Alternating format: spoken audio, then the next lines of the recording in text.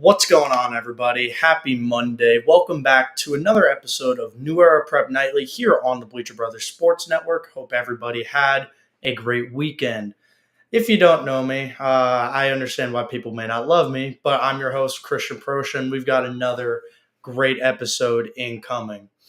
Steven, I don't know about you, my friend, but I got to watch some good football this weekend. There were so many good games across the Quad County area in the high school scene. My FAU Owls got their first win of the season with a dominant Shula Bowl victory over FIU. Hope everybody knows who the real team in South Florida is. It's the Canes, but then it's the Owls. Like I said, Miami dominant win over Ball State. Cam Ward, another 350-yard performance, just adding on to his Heisman resume. Also, my Tennessee Volunteers with a dominant win over Kent State. All in all, great weekend of football. Tune into tomorrow's episode of the LaStella Report, where myself and Robbie will break down both games and highlight what's to come in the next couple days of South Florida college and pro football. Uh, Unfortunately, I didn't get a sweep this weekend. The Dolphins, they looked pretty bad on Thursday night. I'm going to keep it honest. Thoughts and prayers go to my good friend Tua. I hope that your recovery goes extremely well. I hope to see you back on the field at some point. Inter Miami. My boys down at Inter Miami got a nice little playoff win on Saturday night. I don't know if you tuned in, Steven, but the GOAT himself, Leo Messi, with a 2-goal night. Enough about those sports. I know y'all don't tune into this show for those takes. Only the high school content is what I provide. So we're going to talk about the top scores for all the high schools in the Quad County area, starting with Palm Beach County on Thursday night, where Dwyer defeated Royal Palm 21-6. Dwyer gets their first victory of the year. Boynton Beach shut out Suncoast 28-0. Excuse me. My TKA Lions 42-0 over Somerset Prep. Another shutout for the Lions. They're now 4-0 going into a nice little bye week this week. The U School defeated St. Andrews 16-14. Heritage Del Rey defeated North Broward Prep 42-7. Friday night, Cardinal Newman defeated Pahokee 43-8. Big performances from the Newman running backs. Jupiter defeated Spanish River 28-13 in a very controlled game for the Warriors, unfortunately spoiling the River Boys' homecoming game. Palm Beach Central defeated Santa Lucius 23-8 to secure their first home victory of the year. Central looked real good. I like what I'm seeing out of Central over the past couple weeks. Inlet Grove upset in the set, Steven. I like it. I'm calling it. 28-20 over Somerset Canyons. Forest Hill defeated Olympic Heights 49-0. Glade Central defeated Moorhaven 43-6 in a little bit of a rivalry out in the muck. West Boca defeated Seminole Ridge 42-0. Dr. Garcia defeated John I. Leonard 31-0. Oxbridge defeated Glades Day 35-0. A lot of shutouts this weekend, dang. St. John Paul defeated Boca Christian 49-13. Jupiter Christian defeated Santa Fe Catholic 39-13. And for the game of the week, the Atlantic High Eagles defeated Blanche Ely 42-13. Big win for Atlantic. We're going to be hearing a lot about that in the next up-and-coming moments. Stay tuned to that, but I'd like to give a little bit of analysis before we get Coach Murray and Teddy Hoffman onto the show. Big night for Atlantic. Lincoln Graff, 300-yard performance, 4 first-half touchdowns, 3 of which coming to James Maje Jones. Big night for Atlantic, like I said. 2 weeks ago, Blanche Ely defeated Chaminade Madonna, who's a national powerhouse. So there was a lot of hype going into this undefeated versus undefeated matchup. After this weekend's victory, Atlantic for the first time in a very long time, moves into the Max Preps top 20, top 50, coming in as a top 45 team in the nation. So congratulations to the Eagles for moving into elite status. Really proud of what Atlantic did this weekend, putting on for Palm Beach County. I think they're starting to respect us this year, guys. Keep doing what you're doing. Taking a trip up to the 772 areas, we got Vero Beach shutting out Centennial 27-0 to secure the Fighting Indians' first win of the season. Jensen Beach defeated Sebastian River 48-0. Like I said, a lot of shutouts this week. Jensen once again proving why they are the top team and the team to beat up in the 772. John Carroll defeated Fort Pierce Westwood 28-12. Dunbar defeated Treasure Coast 26-10. Treasure Coast now falls to 0-4 on the year. Fort Pierce Central defeated Tradition Prep 48-6, and St. Edwards defeated Okeechobee 42-22. Also, Robbie, I did mention St. John Paul. You just didn't tune in earlier. Cry about it. St. John Paul was mentioned. Taking a trip down to the 954 and the 305, St. Thomas Aquinas defeated Western 23-15. Chaminade Madonna defeated Miami Edison 56-19. Miami Norland defeated Miami Northwestern in a nail-biter 21-17. Big win for Norland. Heritage Plantation drove their way all the way out to Naples, winning 23-3. Had a fun little 4-hour bus ride back home. I would have hated to be on that bus if the opposite result happened. I don't know about you, Steven, but losing bus rides are not fun. Being trapped in a bus already for 4 hours isn't fun. So being able to at least come away with a win, congrats to Heritage. Miami Central defeated Pompano Beach 67-0. Booker T. Washington defeated LaSalle 35-20. Stranahan defeated Coral Glades 50-17. Cypress Bay defeated MacArthur 21-0. Calvary Christian defeated Clewiston 28-0. West Broward upset Cardinal Gibbons 43-39. And Dillard defeated Boyd Anderson 59-6. There we have it, ladies and gentlemen. That is the top high school matchups on a little bit of a recap from our area. We talked a lot about the Atlantic Blanche Ely game. When we come back from our little break on the Bleacher Brothers Sports Network, I'm going to be joined by the one and only Jamel Murray. You know him, you love him. He's coming back alongside his star wide receiver, Teddy Hoffman. So stay tuned, guys.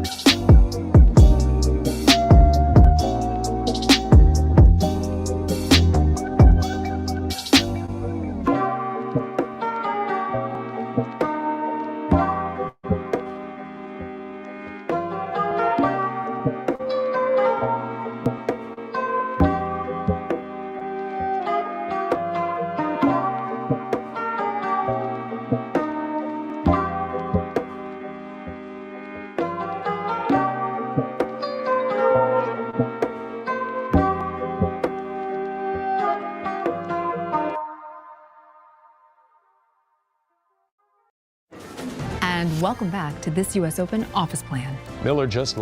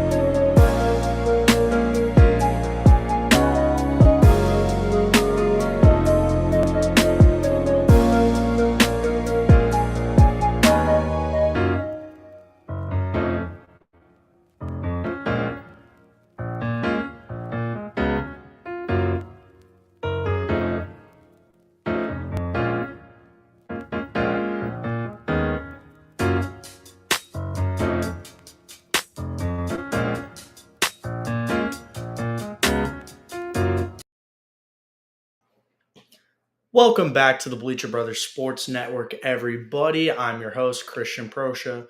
We had a little bit longer of a music break. I had to let DJ Steven hop on the turntables, really kick the rust off while Coach Murray, he was on the way home, so I just decided instead of doing the car setup, we'll let him get home. I know it was raining because it's raining by my house too.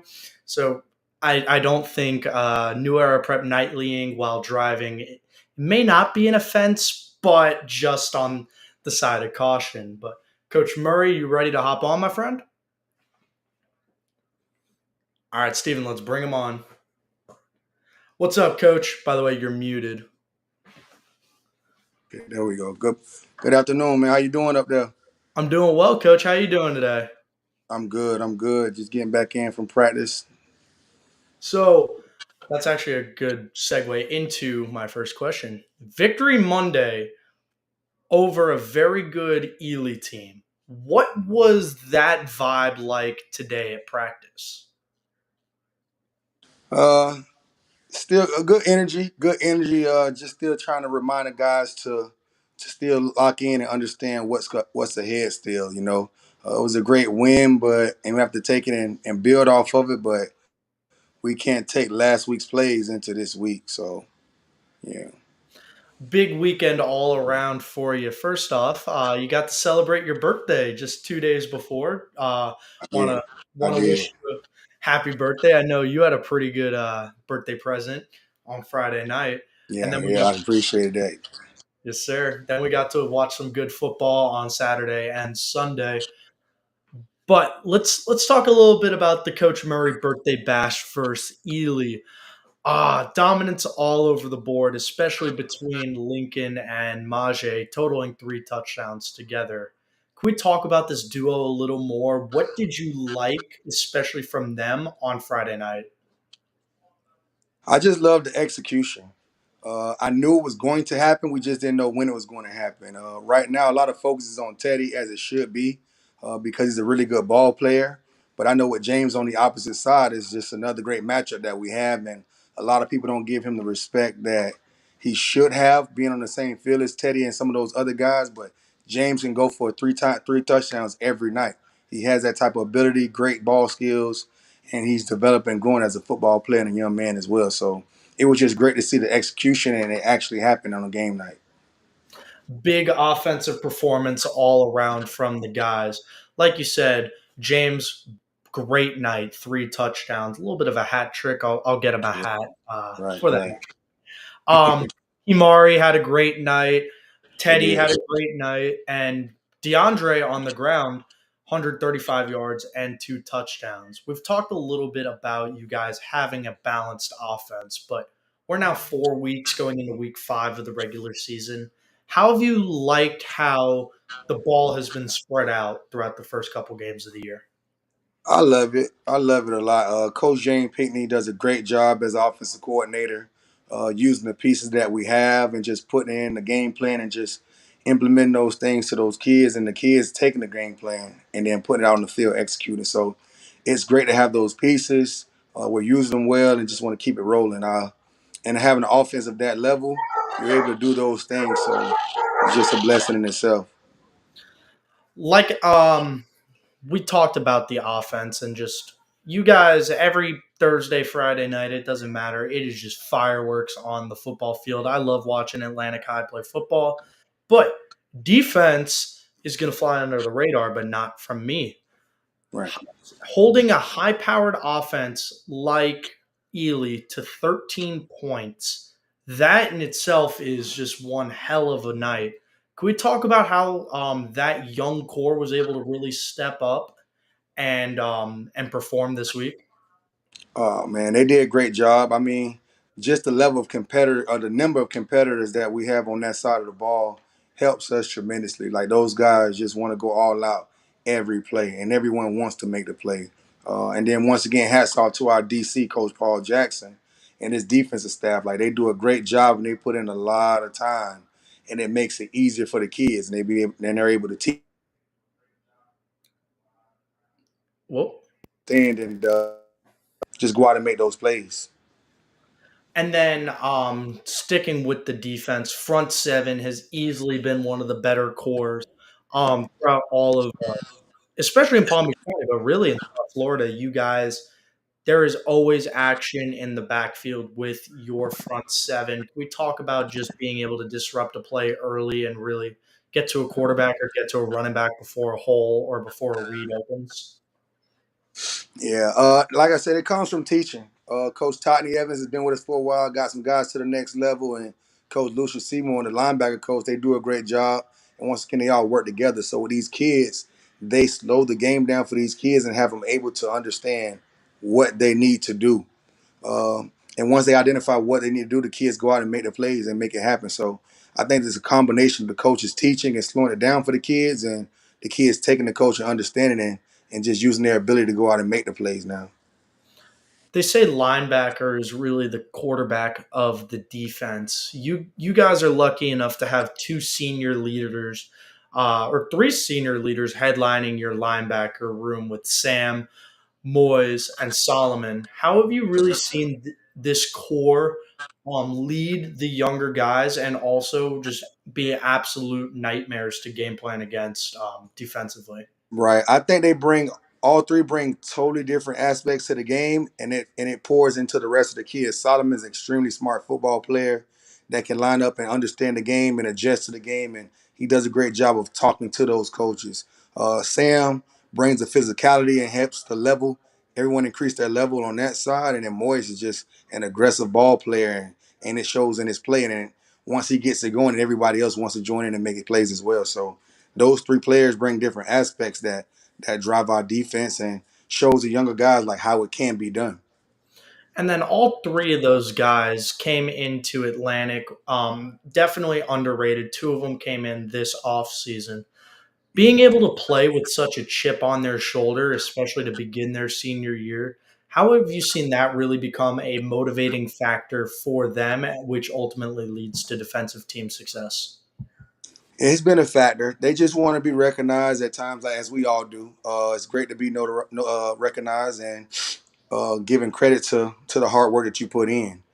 They've been playing really well. They've been communicating. They're doing all the right things. So getting the notoriety and the recognition now, it helps them a lot, and it drives them. It drives them as well. And then, like I said, trying to keep them humble as well.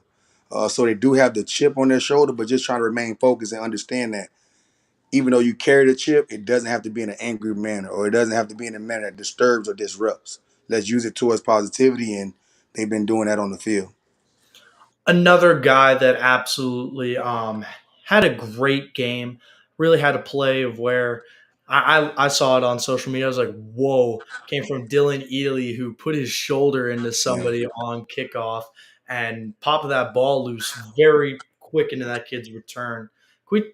Dylan's been having a great start to his senior year, too, really being in a two back tandem, him and DeAndre. How have you seen those guys complement each other well as well?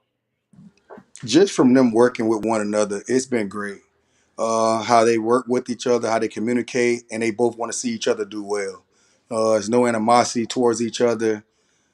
They're passing off plays to each other. They just know what works for each other, and wants to see each other do well. And those two seniors are doing a great job leading and putting the right example out for our offense, and pushing a lot of positivity instead of creating competition between each other. Secondary has been absolutely shut down. We're just really going to hammer in on how dominant your defense is today because those guys in the secondary, they're not letting anything get past them, and they're definitely not letting anything get behind them. Can we Right. talk a bit about those guys and just being able to just lock down on every play? I think it's just a level of being there for their brother, not wanting to let the other guy down. Same thing, like you just want to compete. You want to hold up your end of the bargain. You want to be responsible for what you are responsible for, and just continue to put on and make your teammates and your brothers proud. And those guys take pride in that. Once again, they get along so well off the field, and I think it translates onto the field where they don't mind communicating. Shamar does a great job of talking. Derek does a great job of talking. To great job of talking, and Horace comes in with a lot of positivity. So the guys just stick together. They push one another, and that bond off the field just pushes it, and it shows. So the level picks up every week off that. And then having such a talented wide receiver core matching up against such a solid defensive back core every day in practice. How have you seen everybody on the offense and defense complement each other well and challenge each other in practice, but especially between the skill positions? It's been great. It's been great. The guys have been competing from day one, but just trying to do it together, and that's my main focus. Because at times I know other coaches in the county understands as well. When you have an offense and a defense, you kind of tend to go against each other at times, and you want to compete with each other. But the ultimate goal is to be competing for Friday night. So I want to kind of keep reminding them of that as well. But they come out and they're trying to go at it. Defense trying to create stops and create turnovers, and offense trying to create explosive plays and completions. And those guys take pride in that. And if they don't, it's cool. They're trying to get back after it and go again. Well, it is some skirmishes. They go after it a lot in practice, and they build up the competition. But all in all, we're doing it together for Friday night. So I enjoy watching it from both sides. Sometimes the offensive coaches go home a little frustrated, and sometimes the defensive coaches go home a little frustrated, but they come back the next day, and it's even better than the last day. So I appreciate that, and I value that from our program. And we see it or not on Friday nights. Hopefully, we can keep it going. We talked a bit about it after week 0, but since then, for those that don't know, Lincoln has been killing it to start Yes, sir. his senior season. Has just absolutely been airing it out. Like I said, best word in my opinion to use is fireworks because your offense feels like I'm watching a 4th of July celebration. I love watching you guys play. Can we talk a bit about how Lincoln has just kept his foot on the gas, both Mhm. in performance but also leading this team? I think it comes from Lincoln just growing and maturing over the years, and it's a testament and shows what can happen when you stick with the program and you trust the program. We get a lot of flack in the in Dairy about how well we coach or what we aren't doing, and this just shows if you allow your kid to play with us and believe in us and give us the support, we'll show you the benefits from that. Lincoln has a really great relationship with Coach JP. and a few other coaches on the staff offensively. So, and he has a voice, and he talks, he communicates, and JP, our offensive coordinator, Lincoln feed off one another. They just want to see the best out of each other, and it shows. And we keep putting it out on the field Friday night, so we just got to keep that rolling. One of the things that I know you guys preach at Atlantic is availability, being able to plug and play, be able to do whatever's necessary to win. One of the things that I've gotten the absolute pleasure of seeing is the performance of future Lou Groza award-winning kicker and Ray Guy winning punter, Mr. Teddy Hoffman, who just Yes, joined in. sir. Uh, like I said, Teddy's out here kicking field goals and extra points now.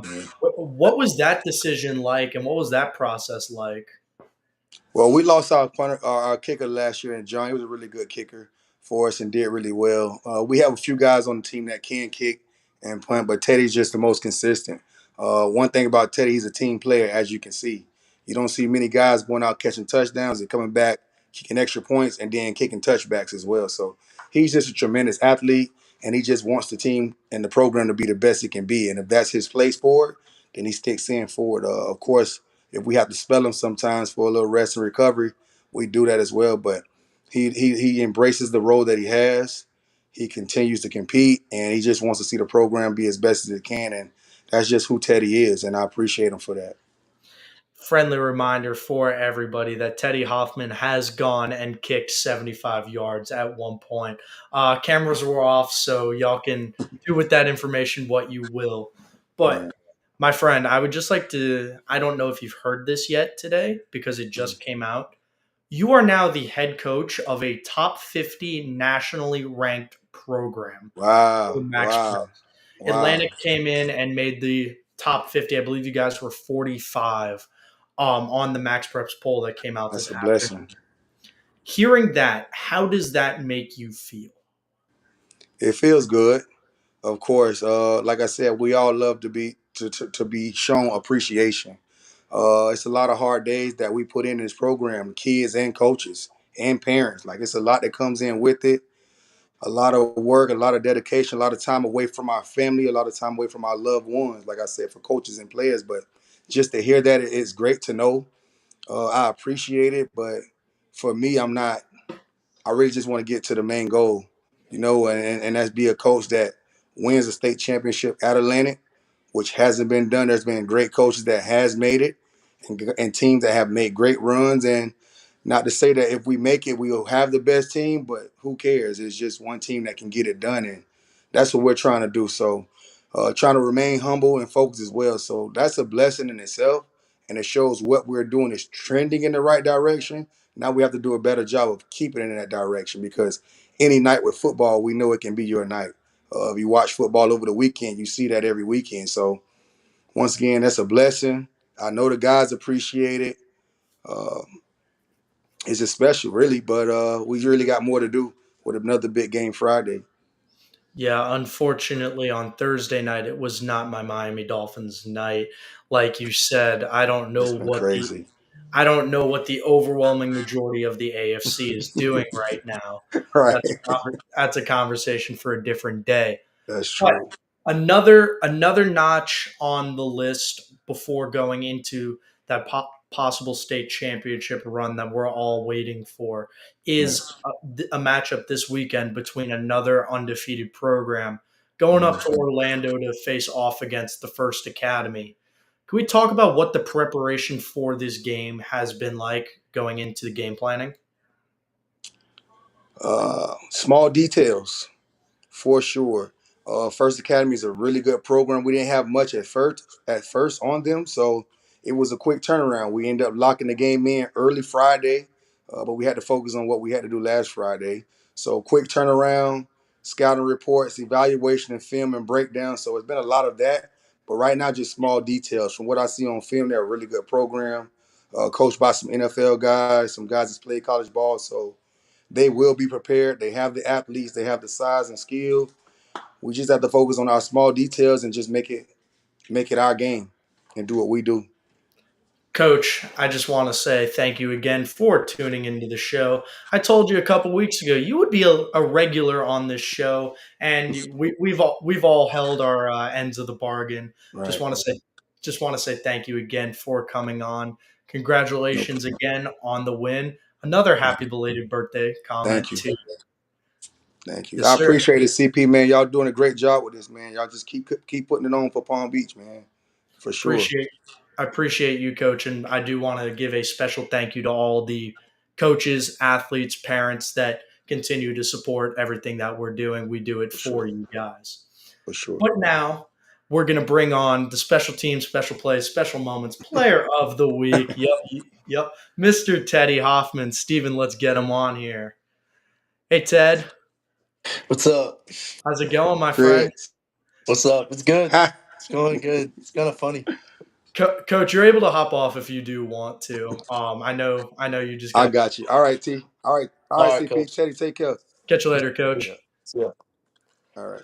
We've got touchdowns and extra points, Teddy, in the building right now, ladies and gentlemen. Teddy, every time you have stepped on the field this season, it has just been absolute fireworks. Multiple score games pretty much every Friday night or Thursday night. Can we talk about how you believe the beginning of your senior season has done? I think it's gone really well, but it's kind of what I expected because I work really hard and our team works really hard. Um, but yeah, the ball's been coming my way a lot, and it's been good play calling. And we got to make the play when our numbers call. This summer you came to Atlantic. You earned your third star, dominated on the summer 7-on-7 circuit, and since the pads got put on, you've easily been the top wide receiver in the county. I'll go on record and say, my friend, you've been the best receiver in South Florida. Can we talk about coming into a new scheme, learning the playbook during spring ball, and dominating early in the year?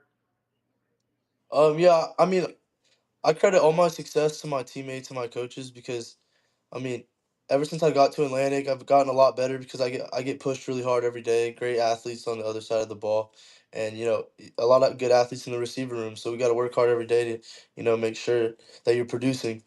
So yeah, I give credit to them, but it's gone really good, and we work hard. Take a breath, dude. It's okay. We're not in 2 minute drill. It's chill, my boy. Sure. But starting off the year, you and Lincoln have just been lighting it up to begin your senior seasons. Let's talk about your connection with QB1 and just the trust that you guys have in each other. Yeah, Lincoln's a really good quarterback. Um, I think the best part of his game is he knows how to manage he knows how to manage the game. and and I think that for the team, he's just such a great leader, and we just do what he says, and we run the routes, and he always puts the ball in the right spot, and we got to make the play. So I'm going yeah. to be honest, something about your game is it doesn't even look like you're running specific routes. It just looks like, oh, hey, Teddy's just standing there wide open at some point on the field. Every play, dude, you are open but with separation. Can we talk about your play style a little and always being able to find the gaps in zones and in the defense? Yeah, I think honestly in football, like a lot of people try to do all this fancy stuff, but I just try to get to the spot as fast as I can, and it makes it easier for the quarterbacks, I guess. And then in zones and stuff, it's like I have a pretty good IQ for the game, so it's easy to find the windows. Mr. Too Slippery out here, Mr. Teddy Hoffman. Shout out Boss Man D'Lo for putting on some great music. Shout Um, out you. but something that myself and Coach Murray spoke about a little earlier was the offense and the defense pushing each other. You've got some of the best receivers in the county facing off against some of the best corners in the county pretty much every day. How have you seen the phrase "iron sharpens iron" really play out every day in practice? Yeah, practice is fun every single day. We always go full team, usually like Tuesdays and Wednesdays, and we go to the ground and we compete really hard, and everybody tries to hit hard, and coaches are talking. So it gets really like physical and really competitive, but I mean it makes Friday night a lot easier. And then being able to go through those game simulated reps pretty much every day, like you said, doing full team pretty much every day. What is that like being able to step onto the field Friday night and being like, whatever the other team throws at us, I'm ready for it? Yeah, I mean, we get a lot of different looks every day. They run a lot of different coverages. They disguise coverages, they show coverages. So you see really everything. And you just have to know like how to like position your body well for like what type of coverage, how to run the route, when to break it off. And it's pretty easy in the game because we have a lot of good corners and they're really physical and they're quick and stuff. So it helps. So this summer, like I said, you were able to lock down your becoming a 3-star recruit, and then also you went on an official visit to Appalachian State University, where very shortly into your time at Boone, you sent me a quick little text saying, "Hey, I'm committing here." What about App State and being a Mountaineer really stood out to you, and what are you expecting over the next couple years? Um, App State is when they first started reaching out to me.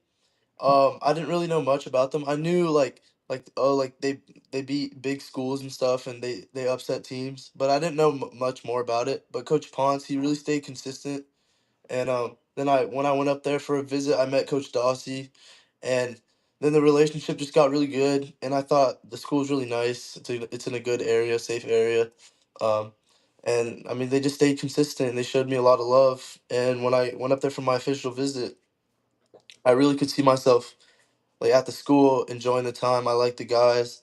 It's a good environment, so I decided to commit, and I'm locked in with that. Something about you is loyalty over everything. At the beginning of this year, App State dropped O on you being your fifth offer in the middle of January. Can you talk about just your recruiting process and loving who loves you from the get go? Yeah, I mean, there's been a lot of schools that kind of like they just talk to you and stuff, but then I mean, like they throw you an offer, and then they just don't really follow up, and I mean that just shows that like they don't really care much about you, and you might not be high on their board or whatever, but whoever keeps talking to you, I think it's really important that you always respond back and never think you're too big for anything, and and then it works out good, and I really love App State, I really do. And then from we're gonna get from Boca to Boone, you're going out to the boonies at the end of your senior season for spring ball. You're early enrolling at App State. Can we talk about, because to early enroll, that's something that you have to plan for well before your senior year. That's something that has to go into effect really the preparation eighth and ninth grade years. Can we talk about how you've really been able to manage being a high profile athlete while also keeping your academics check? Yeah. Well, when I went to St. Andrews, the school was really hard, so I got some good habits on my school and stuff like that. So I managed it pretty good. During football season, I probably put a little too much focus in football, but I manage it good, and I'm taking online classes now to finish, so I can get up there in January and start playing with the team. Avid academic weapon, Teddy Hoffman. We've talked a bit about you being able to dominate offensively, but the real reason that I've got you on the show tonight is because you are of your incredible contributions to team success via special teams.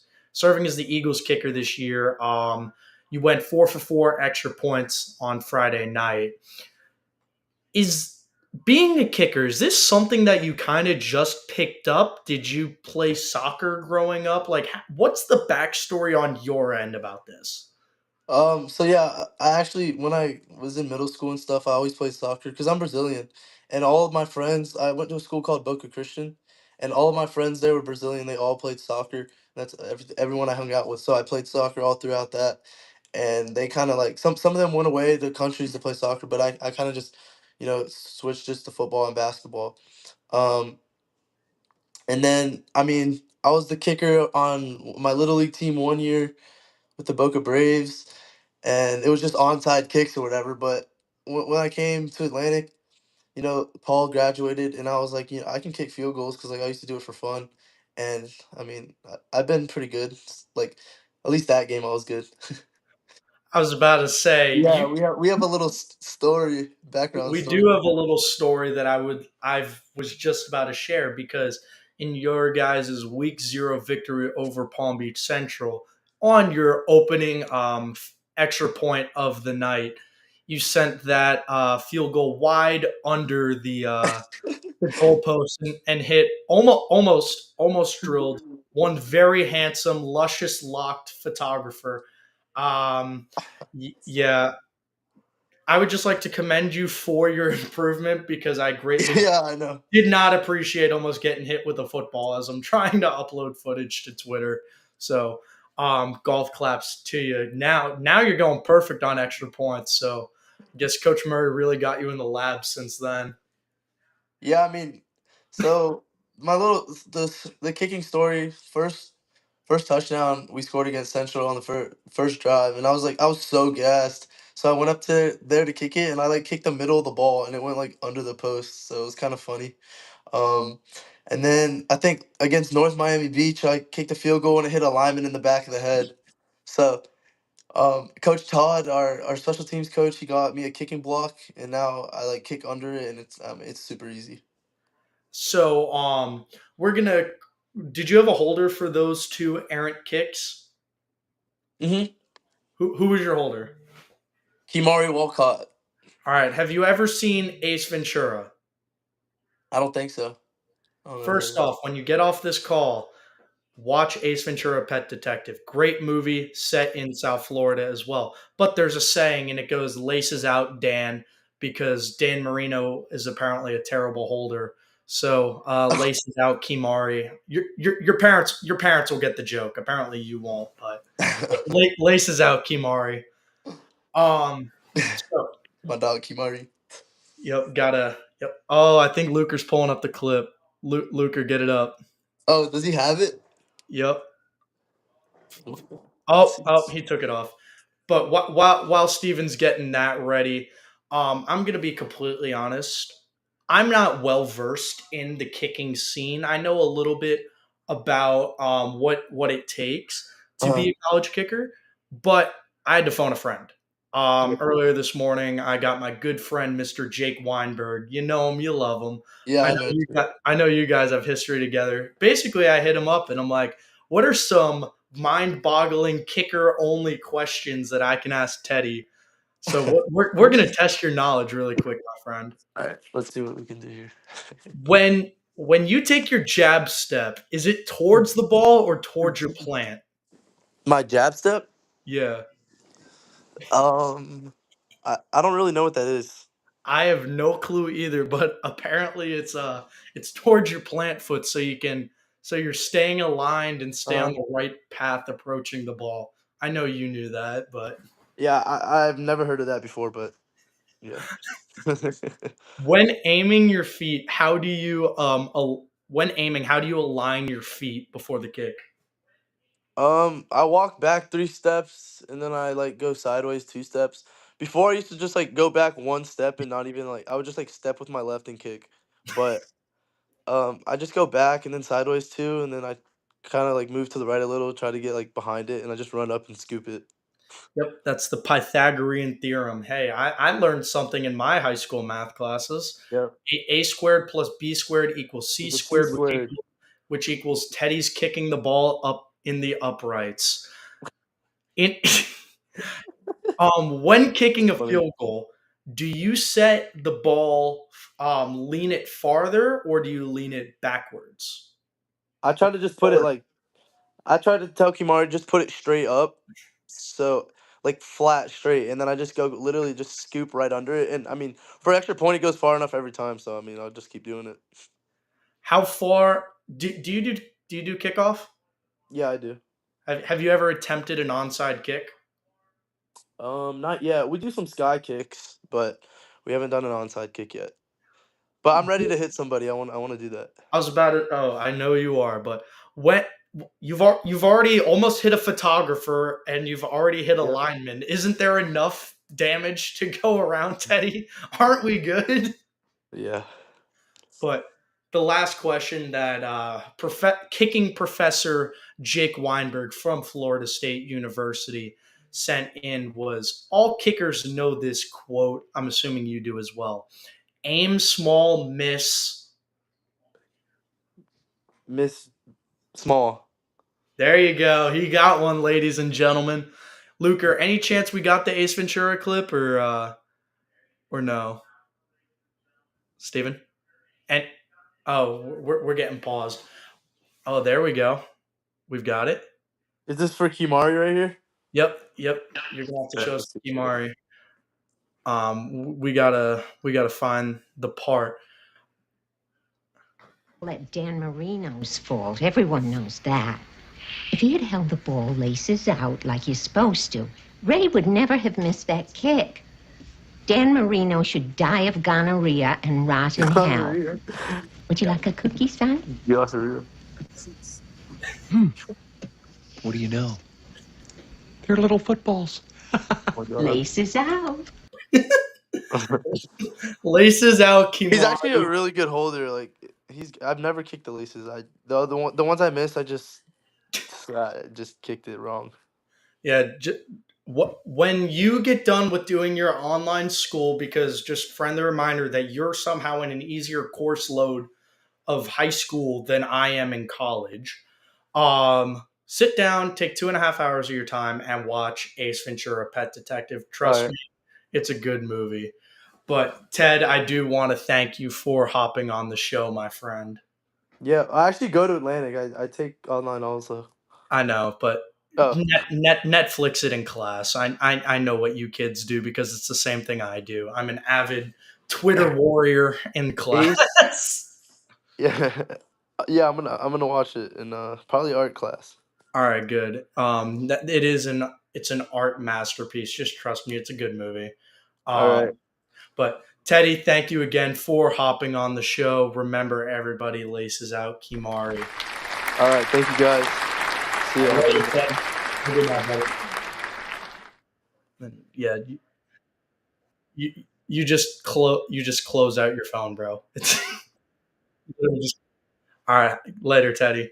Sorry, Teddy Hoffman, future App State Mountaineer, 3-star wide receiver, one of, if not the best wide receiver in South Florida, and the future Lou Groza Award kicker, which is one of the top awards given to high school kickers in South Florida. But everybody, thank you again for tuning in to another episode of New Era Prem Nightly on the Bleacher Brothers Sports Network. If y'all got nothing to do over the next couple of days, tune into Toby's show, Back to the Dugout. Banger episodes, always. Tune in to the LaStella Report every Tuesday and Thursday night at 9 p.m. We like to do it when all the old people are asleep, apparently. I still don't know why we do it so late. But like I said earlier, me and Robbie are going to be talking ball, FAU football, Canes football, the whole nine. A lot of pro sports too. So make sure you're tuning into that.